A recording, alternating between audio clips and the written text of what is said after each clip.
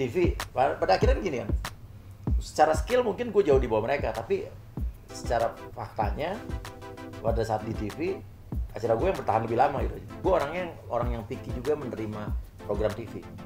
Program TV kalau misalnya dibayar berapapun gue, kalau program itu gue rasa itu nggak cocok sama gue atau nggak akan jadi rating, nggak akan gue terima. Karena gue adalah mungkin satu-satunya artis yang pernah belajar data dan riset Nielsen. Oke. Konten Uya nggak faedah, nggak mendidik. Kalau emang nggak mendidik, emang gue bukan konten pendidikan. Oke, kok kontennya kayaknya nggak aku banget deh Pak misalnya gitu. Bukan soal konten sih, soal hal lain biasanya kalau yang nggak cocok gitu. Oke. Hal apa sih? Misalnya kayak papa suka warnain rambut, aku benci warnain rambut. 30 hari gue belajar sulap, ngejob sulap, tapi belajarnya kemarinnya gitu. Surya Utama Selamat datang. Ya ampun. sama anaknya Nino, luar biasa. Terima kasih udah mampir. Aku akhirnya tahu nama asli kamu. Oh gitu, tahu dari Setelah mana? ngecek Wikipedia. Wikipedia. PR, PR ya. Hoax yang di Wikipedia hoax. Emang di Wikipedia Surya Utama? Surya Utama di alias Uya Uya Kuya. gitu. Oke. Pemenang profesi terbanyak dari Indonesian Record Book. Benar. 32 profesi. Benar. WTS, WTS. wanita tunasusila. Oke, ada. Termasuk Iya, juga kan. Iya. Kan kamu itu loh temennya. Hafal nggak tuh 32 profesi? Lupa saking banyaknya. Karena udah lebih sekarang, udah lebih dari 32. Kan dulu. Menang rekor loh, luar biasa. Belum di-update itu ya. Mungkin sekarang udah 250. 272. Iya, aku nggak kalah. Aku dari ojek payung. Iya. Pernah. Jual es mambo. Aha. Pernah. Sekarang jadi YouTubers, nggak kalah sama kamu Iya, berdua. gue sekarang lagi mau jual furniture sih. Oh gitu ya. Iya. STG Partu pernah juga. Thank you udah datang di Dapur Bisnis Online Iya. sama aku sama Damayanti. Iya. Aku kan tahu kamu memulai karir di dunia entertainment sebagai penyanyi Tofu ya. Itu gimana sih kok bisa tiba-tiba terjerembab ke dunia entertainment? Dipaksa orang tua lu. Oh dipaksa orang tua. Oh justru orang tua yang Iya, mendukung. nggak bercanda. Rofi biar dipaksa orang tuanya juga dia nggak mampu. Iya.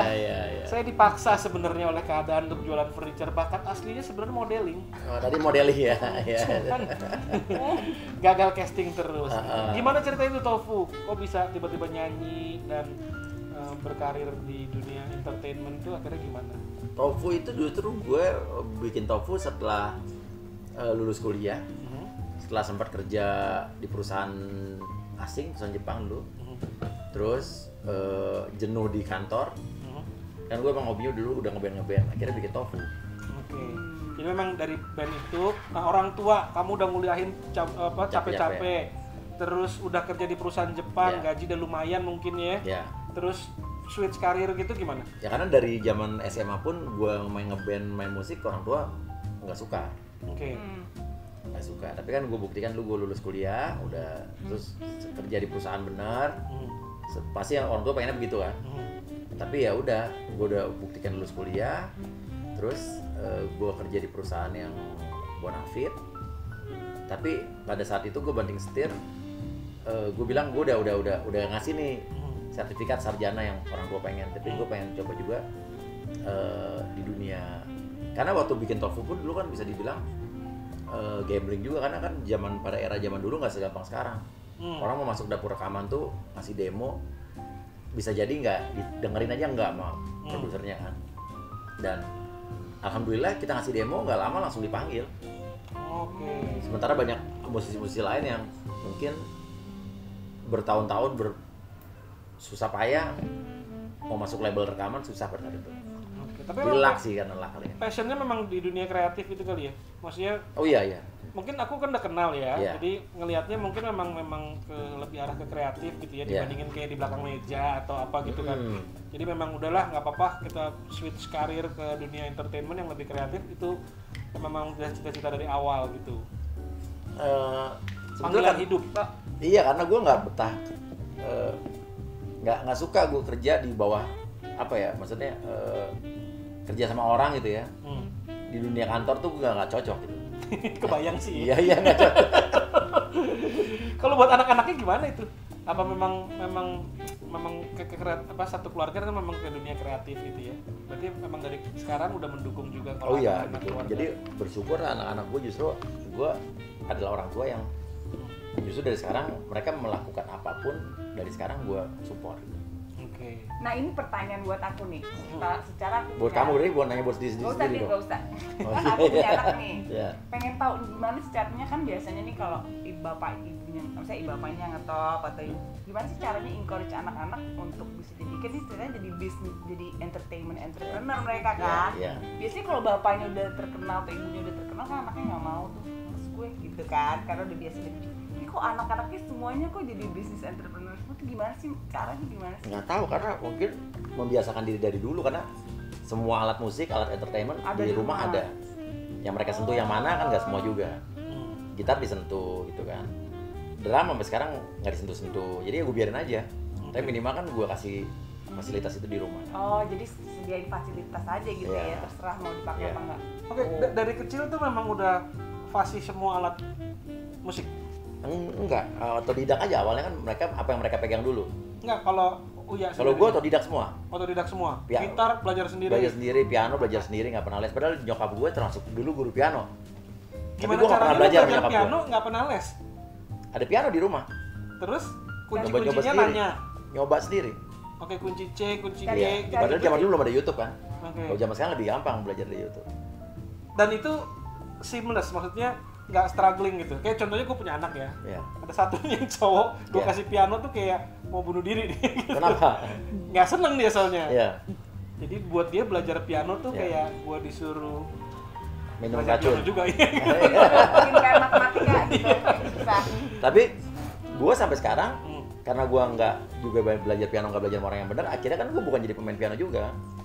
Ya tapi at least kan lu bisa. Bisa aja. Fasih Tapi juga. anak-anak bisa semua ya? Bisa. Musik ya? Bisa. Hmm. Dino, Piano dia baru mulai piano. Oke, gitar jadi bisa ya? Gitar bisa. jadi dulu bokap tuh punya alat-alat musik.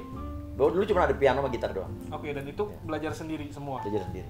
Oke, berarti memang boleh dibilang punya bakat di Bakat kali ya. musik ya. Iya. Ya bakat berarti. Tapi gue nggak pernah belajar musik dulu. Hmm. Makanya ya gue begini-begini aja untuk di musik. Oke. Kalau sulap atau hipnoterapi Ya. itu belajarnya gimana? Gue belajarnya dulu gara-gara waktu gara-gara dari penasaran dulu. Zaman Deddy Corbuzier bengkokin sendok, Hmm. gue tanya sama pesulap-pesulap sini gak ada yang mau ngasih tahu. Hmm. Pas gue jalan ke Singapura, beli alat sulap di kios kecil gitu tuh, Hmm. toko sulap kecil. Terus gue tanya, lu bisa nggak bengkokin sendok? Ya udah, lu beli trik gue yang ini, nanti gue ajarin gratis tuh yang bengkokin sendok. Oke. Bisa. Oke. Tagihan gue punya 2-3 trik sulap. Terus gue nge-MC, setiap nge-MC gue kasih sulap-sulap kayak begitu buat tambah bonus. Hmm. Sampai akhirnya jadi suka nih Io yang pakai gue. Oh, lu bisa sulap sambil nyanyi, sulap sambil MC sambil sulap gitu kan. Hmm. Terus habis itu ada IO yang lihat, mau nggak lu ada tawaran nih ngisi sulap di PRJ 30 hari Hmm. setiap hari. Oke. Bayaran Umur berapa segini. nih? Hah? Umur berapa? Gue udah kawin. Udah kawin? Oke. Bayarannya sekian, 30 hari tiap hari nih. Oke, gue bilang. Terus bini gue nginjak kaki gue. Lu gimana caranya baru 3 trik sulap lu terima? Gimana nanti? Gitu. Hmm. Akhirnya gue dulu sulap hari pertama pakai 3 trik tambah lagi 2 trik gitu kan. Hmm. Tapi setelah gue selesai show di PRJ itu, dulu di Suzuki kalau nggak salah, gue di PRJ itu juga ada tempat alat sulap kan. Hmm. Gue kesana, duitnya yang hari pertama itu gue pakai buat belajar sulap. Hmm. Jadi buat trik besoknya. Oke. Sampai akhirnya gue bisa Habis 30 hari tuh ya? 30 hari gue belajar sulap, ngejob sulap, tapi belajarnya kemarinnya gitu. Keren. Tapi dari situ ya akhirnya jadi kerjaan gue dulu, jadi Hmm.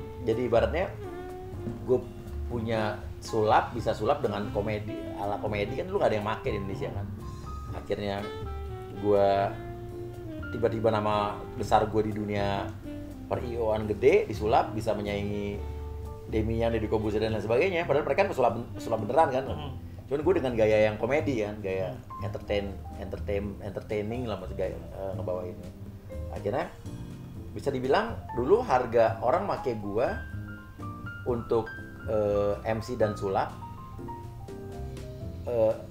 harga gini, orang make gue itu dengan harga angka misalnya angka sekian gitu ya, sama dengan orang make pesulap lain yang udah profesional tapi orang dapat gue dapat MC-nya gitu. Oke. Oh, jadi kayak paket gitu ya. Jadi Paket. lebih efisien ya. Jadi dulu job sulap gue banyak banget. Oke. Jadi bisa dibilang dulu kalau misalnya ada IO make sulap, Kalian aja nih. gue Demian itu udah jadi satu dengan pilihan mereka gitu.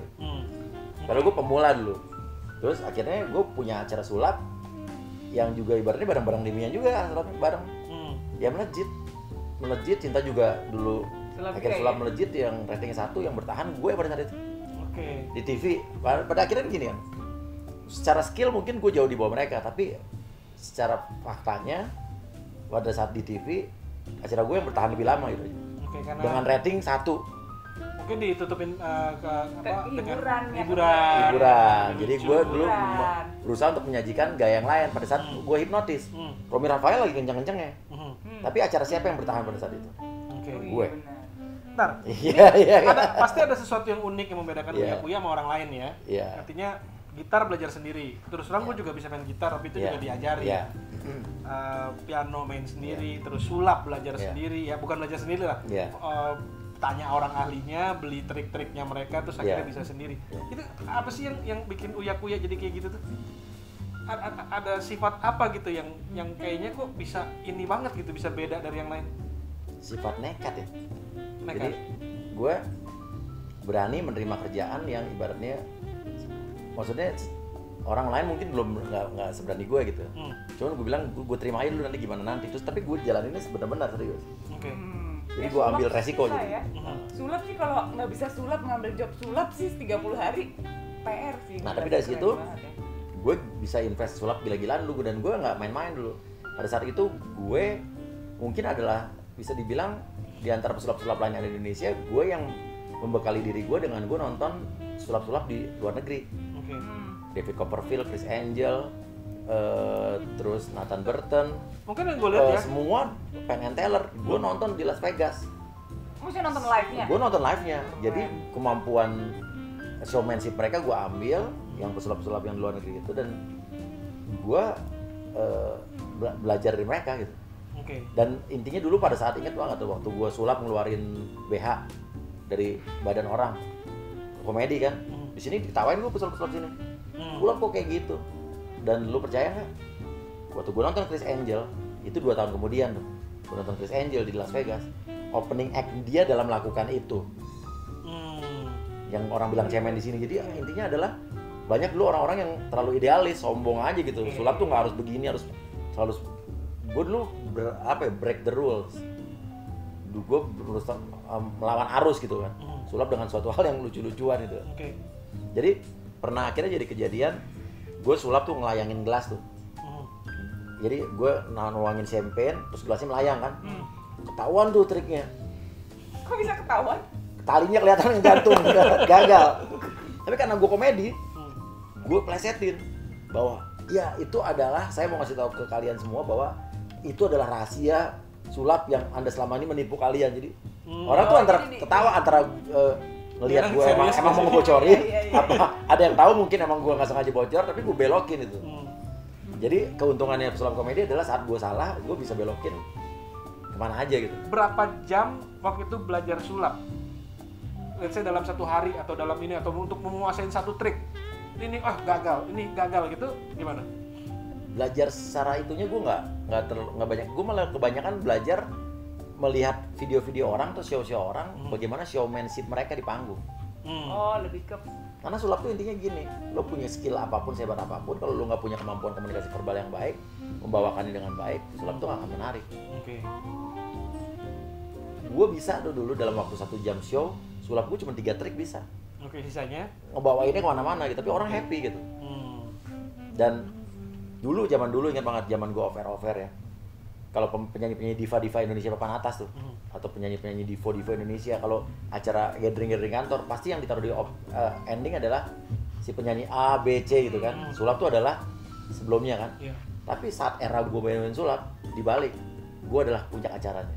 Oke. Karena IO udah tahu pasti gue gak akan ditinggalin. Karena pernah waktu itu dibalik, penyanyi Indonesia yang lagi top-topnya banget, gitu kan, ditaruh di belakangan, abis gue sulap mereka pulang semua. Oke. Tapi dulu bisa dianggap seorang Uya-Kuya bisa membawakan menahan penonton nonton sulap gue yang orang bilang secemen itu, tapi orang bisa ketawa-tawa dan nggak beranjak dari kursinya gitu. Oke. Ini di setiap acara lu yang produce sendiri? Oh iya. Atau ada produser atau? Ada, kadang-kadang ada. Cuman gue orang yang picky juga menerima program TV. Program TV kalau misalnya dibayar berapapun gue, kalau program itu gue rasa itu nggak cocok sama gue atau nggak akan jadi rating, nggak akan gue terima. Oke. That's why kenapa sampai sekarang kalau lo boleh lihat kalkulasinya, secara kalkulasi kegagalan gue di program TV gue, yang gagal, yang ratingnya nggak bagus itu sedikit banget. Rata-rata program gue itu long lasting atau ratingnya bagus. Ada 1-2 yang gagal tapi dikit banget. Tapi lihat deh, yang gagal tuh pasti gue stop cepet dan gue yang minta TV-nya untuk stop. Oke. Gue nggak mau nama gue, image gue jelek. Sekarang sedangkan banyak deal juga, sama TV. Iya. Produser harus Uya sendiri atau Enggak gimana? juga. Tapi gue walaupun produsernya bukan gue, Kreatifnya? gue harus pegang kreatifnya. pegang kreatifnya. Oke. Dan itu TV mau? Mau, karena sekarang juga orang pakai uya-kuya untuk di TV itu pasti mereka tahu gue akan terjun di situ. Oke, kan Karena- biasanya kan orang lain Ya. host aja. Ya. Mereka punya produser sendiri, punya tim kreatif sendiri, artinya istilahnya kayak wayang, Ya. tinggal main aja. Orang gitu. pakai gue itu bisa jadi wayang, bisa jadi dalang, sekaligus bisa jadi produser, bisa jadi kreatif, bisa juga jadi riset. Karena gue adalah mungkin satu-satunya artis yang pernah belajar data dan riset Nielsen. Oke. Gitu. Gue pernah di TV gue yang dulu, saat gue di sana gue belajar Nielsen, Oke. training. Jadi gue bisa baca data sampai sekarang. Oke. Nah, kualitatif, kuantitatif, gue semua bisa semua. Dan itu berguna banget untuk nemuin apa sih yang sebenarnya penonton pengen, Sangat. ya kan? TV itu seorang artis itu di sebuah program seorang artis itu lo harus bisa baca data dan harus bisa lihat data. Oke. Kalau enggak ya begitu pasti. Kapan tuh YouTube starting pertama kali tuh? Anak-anak doang, gue telat, gue belum setahun. Oke. Anak-anak kamu yang encourage atau? Anak-anak gue ya, waktu anak-anak buat YouTube juga gue nggak peduli karena gue nggak tahu YouTube dulu. Gue masih asik di TV.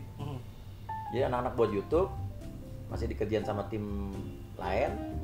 Terus pas saat gue masuk YouTube di bulan Oktober tahun lalu nih, udah mau setahun nih kalau nggak salah. Oktober atau November tahun lalu gue masuk YouTube.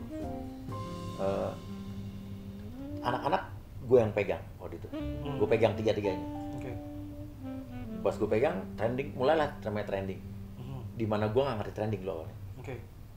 Pertama kali kita buat yang Nino pakai baju gembel beli iPhone 11. Orang ribut trending satu, gue nggak ngerti trending itu apa sih? Karena gue baru mulai di YouTube itu. Gue baru terjun langsung. Itu anak-anak, ngambil alih anak-anak punya. Oke. Trending, trending tuh ini gitu. Nino dulu trending 1 di Indonesia, trending 1 di Malaysia, trending 7 di Singapura sekaligus jadi dalam 1 minggu. Trendingnya tahan 2 minggu lebih. Oke, jadi akhir tahun lalu lo decide bahwa oke, ini YouTube this is something interesting nih. Ini kayaknya bisa jadi juga nih gitu ya. Ini apa bagus juga nih platform ini gitu kan. Dan mulai di manage tuh punya anak-anak, dan dari situ mulai ada apa peningkatan lah ya. Dan konten gue yang pertama langsung trending. Uya-kuya atau Nino nih? Uya-kuya. Uya-kuya. Oh, itu Video kontennya pertama. Video sama Deddy Corbuzier. Oke. Pada saat itu kan Deddy Corbuzier sama gue kan orang ribut kan taunya kan. Gue datangin rumahnya. Oke. Udah. Terus berikutnya kontennya sama Barbie Kumalasari. Oh iya itu tuh. Trending 1 juga. Jadi gue dulu konten-konten awal udah langsung trending. Oke. Waktu subscriber gue masih hitungan jari. Jadi subscriber gue belum sampai puluhan ribu, gue trending udah gitu. Oke. Resepnya apa sih? Caranya gimana sih? Bikin suatu orang yang nengok, orang nengok aja.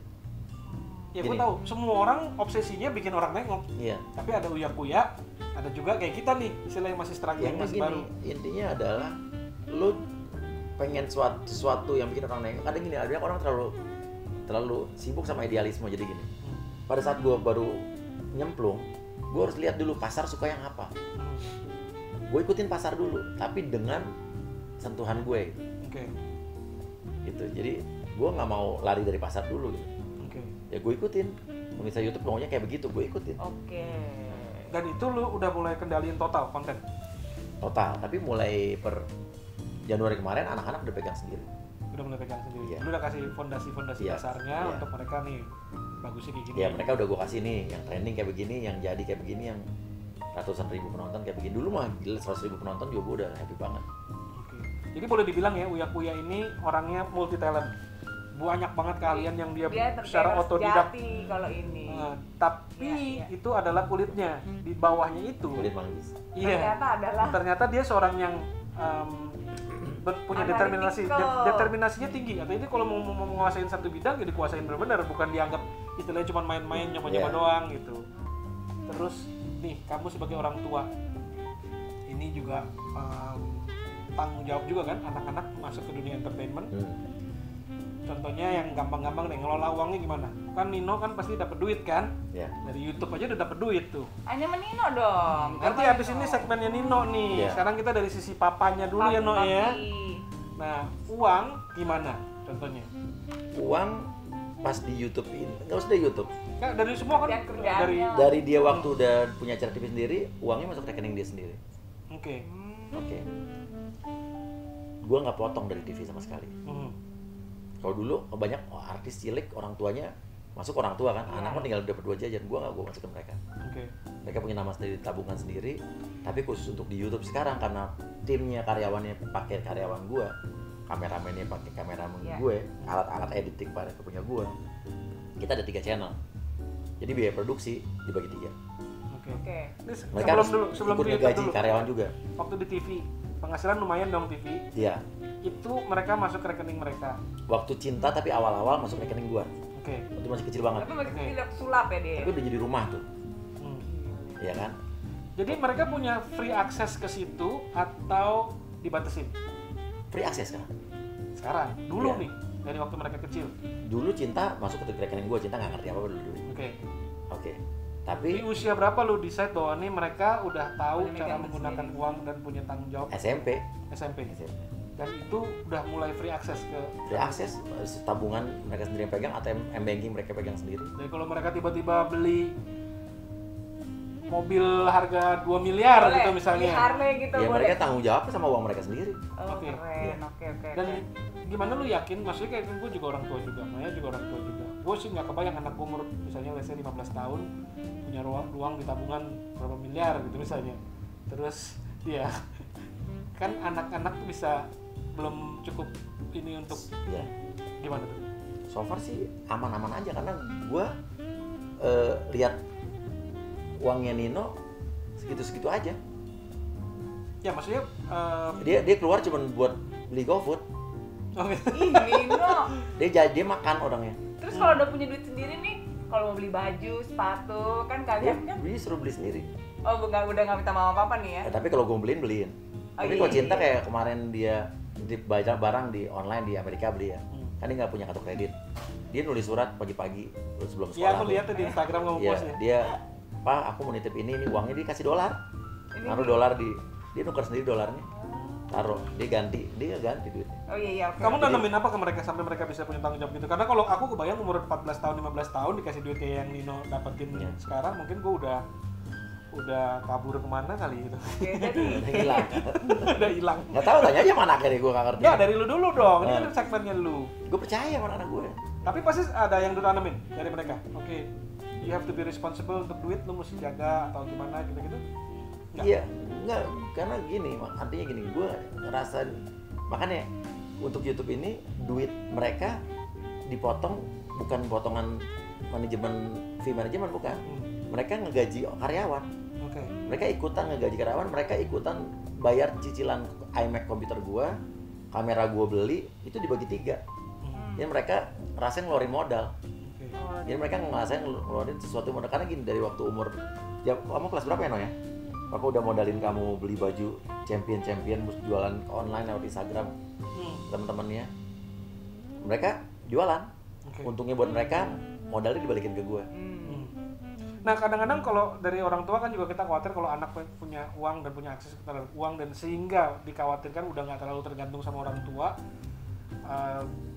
Mungkin ada sifat memberontaknya misalnya kayak gitu-gitu, itu nggak ada. Kalau nggak efek uang terhadap anak di keluarga ini nggak ada sampai membuat mereka jadi lebih gimana gitu. pendidikan kedekatan keluarga sama anak. Nah itu Nah, mungkin itu yang kita pengen gali. Karena anak-anak kenapa? kalau gue kan orang awam melihat dari ini ya, gue tuh melihat kayak oh ini bisa dicontoh karena kayak aktivitas lo sama anak-anak lo sama istri lo tuh udah cukup membuat anak-anak lo nggak perlu cari lagi di luar gitu, ngerti nggak sih?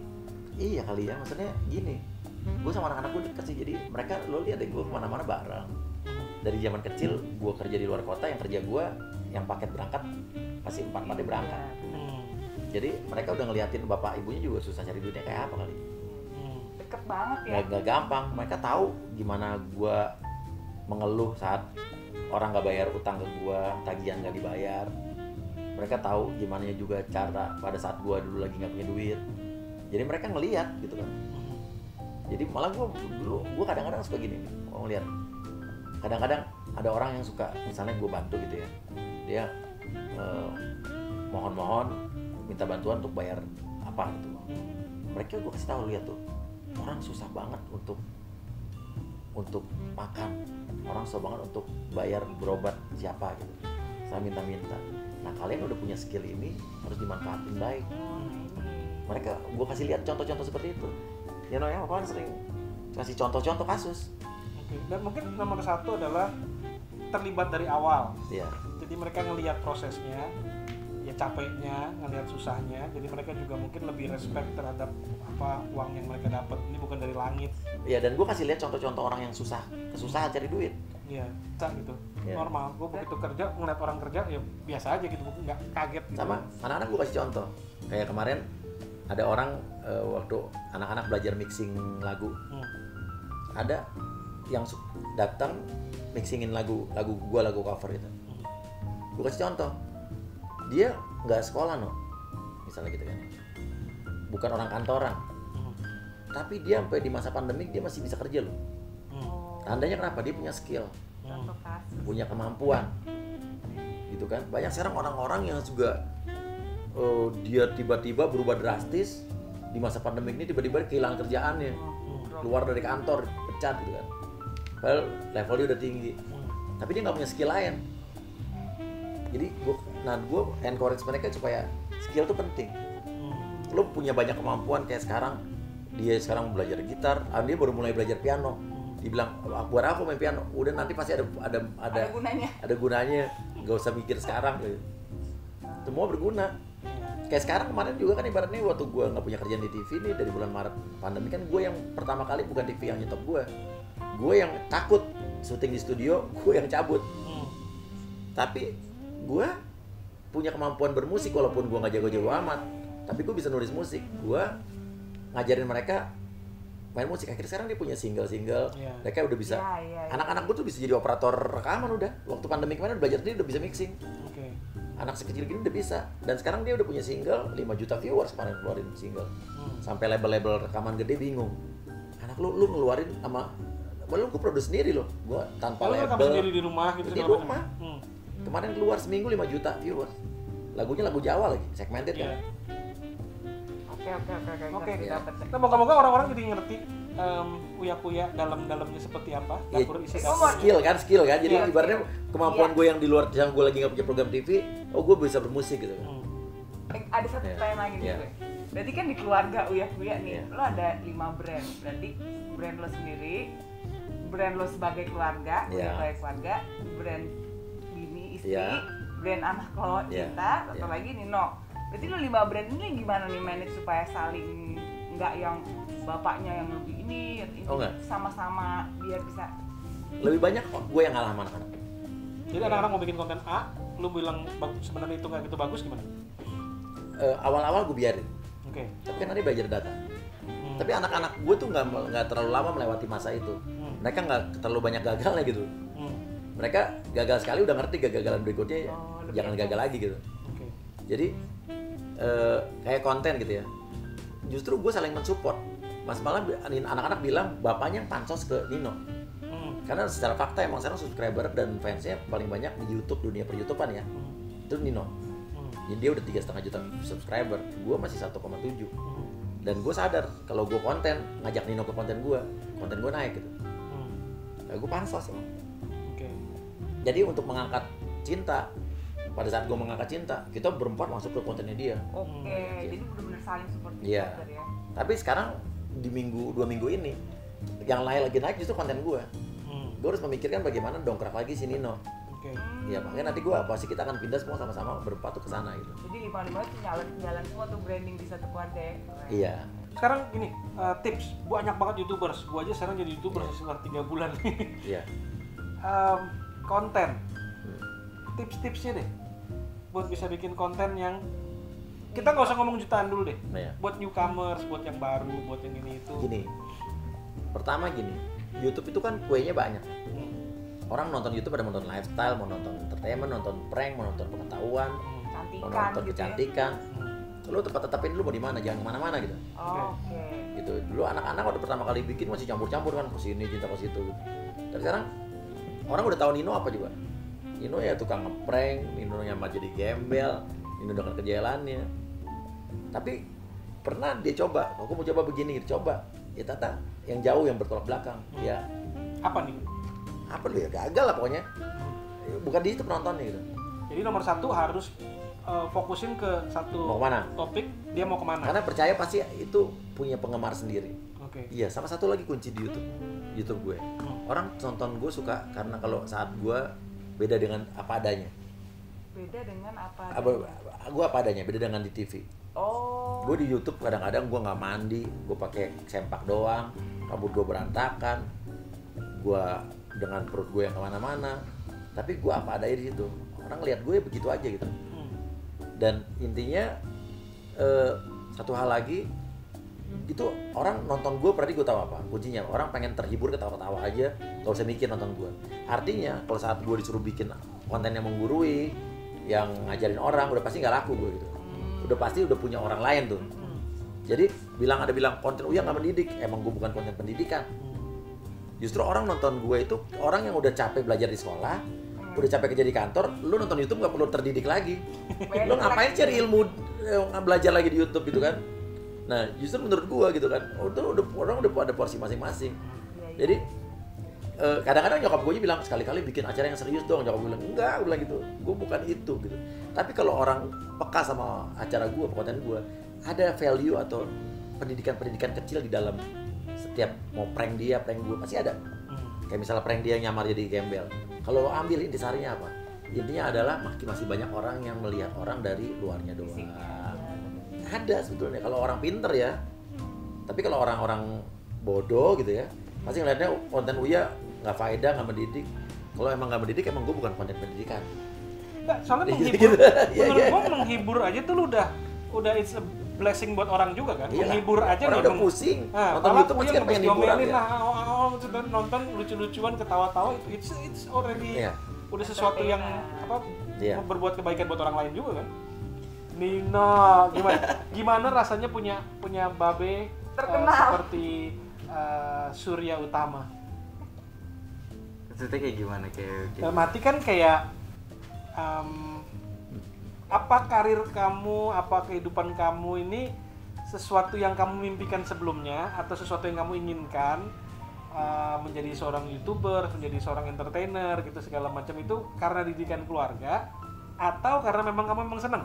Itu dulu deh yang paling gampang. Cepet cebur. Karena kan kalau papa kan memang seorang entertainer yang pekerjaannya gitu. Aku juga jadi anaknya kan pengen belajar juga kayak gitu, belajar seperti papa gitu. Sekarang seorang Nino, apa memang ini yang saya pengen atau lebih karena didikan keluarga? Aku sih pengen, karena memang juga salah satu hobi aku kan juga membuat YouTube gitu. Iya sih, ngeprank sih ya, ngeprank itu udah hobi semua anak kali ya. Terus apa sih yang motivasi kamu? Artinya mungkin anak-anak lain lebih pengen lebih belum mikirin karir, apalagi di usia kamu kan, belum istilah pengen kabur-kabur aja deh, main-main sama teman-teman apa segala macam. Kan YouTube tuh cuma bukan karir permanen kan, kayak cuma untuk gimana? hobi Oke. yang aku suka lakuin dan akhirnya juga bisa menghasilkan. Alhamdulillah bonusnya Kebetulan dapat duit. menghasilkan uang. Jadi buat kamu ini jalanin ini relax, memang sesuatu yang memang hobi dari kamu juga, sesuatu yang kamu suka juga gitu ya. Kita kamu yang start awal bikin YouTube sendiri dulu. Jadi waktu itu awalnya mungkin sama teman-teman atau gimana tuh? Awalnya itu barengan sama ada tim lain yang ngebuat ide barengan. Kalau Tim lain maksudnya timnya papa atau? Bukan di luar gue nggak ikut campur masalah malah dulu. Oh, kamu bikin Sama tim sekali sendiri? gue nggak tahu, gue nggak pernah lihat YouTube juga nggak pernah lihat. Dulu nggak pernah gue lepas karena dulu gue nggak nganggap itu kerjaan. Gitu. Terus kan biasanya seorang anak, apalagi di usia kamu yang kalau orang kita sebut ABG gitu ya, itu kan kadang-kadang pengen berontak dengan orang tua atau punya ketidakcocokan pendapat dengan orang tua atau segala macam gitu-gitu terjadi nggak? Contohnya dalam kasus yang gampang bikin konten deh gitu, itu mah nggak sesuai atau segala macam gitu-gitu terjadi? Kalau bikin konten ya dengan jalur aku sendiri. Tapi kalau pasti kayak ketidakcocokan pasti ada kan. Papa suka itu, aku nggak suka itu pasti ada lah. Oke. Dan itu biasanya gimana kalau jadi ketidakcocokan? Misalnya kayak kok kontennya kayaknya nggak aku banget deh pak misalnya. Bukan soal konten, soal hal lain biasanya kalau yang nggak cocok gitu. Oke. Hal apa sih? Misalnya kayak papa suka warnain rambut, aku benci warnain rambut. Terus Nino jadi tetap akan YouTube-nya tetap akan ditunggu semua nih ya. Nextnya apa Nino abis di YouTuber udah sukses 3 juta mau jadi aktor, Lihat saya di mau masa bikin depan. band nggak? Nggak tahu, lihat aja di masa depan. Tapi dia sih bisa semuanya, kamu udah banyak skill bapak. Kuliah aja dulu, kuliah. Oh iya. Oh kuliah jurusan apa? Kira-kira? Udah ada bidang yang Apa kira-kira? Masih mikir. Kira-kira lebih ke art atau lebih ke science? Perfilman tuh. Perfilman. Iya sih kita memang butuh juga ya. Tapi kalau kamu memang udah jalurnya konten creator atau segala macam, aku sih tadi juga ngobrol juga itu memang I think it's the right direction arah ke sana tuh karena dulu yang megang konten TV, studio-studio gede. Sekarang it's in your finger point aja, udah tinggal plug aja kita udah bisa bikin konten, tinggal rekam semua segala macam dan dunia arahnya ke sana sih. Jadi kita sangat mendukung dan semoga kamu bisa lebih hebat dari papa kamu atau mungkin bisa menggapai dunia internasional dan membuat YouTubers Indonesia juga jadi top semua nanti. Thank you keluarga Uya Puya sharing-sharingnya di Dapur Bisnis Online ini. Nanti moga-moga orang-orang bisa nonton juga dan bisa mengambil banyak intisari. Harus dong. Sharing-sharing pengalaman yang luar biasa udah dengan sangat luar biasa generous dikasih ke teman-teman semua yang pada nonton. Thank you bos. Terima kasih. Thank you Nok. Aku doain sukses juga karirnya. Moga-moga jadi bintang film yang luar biasa. Terima kasih banyak. Terima kasih keluarga Uya Puya.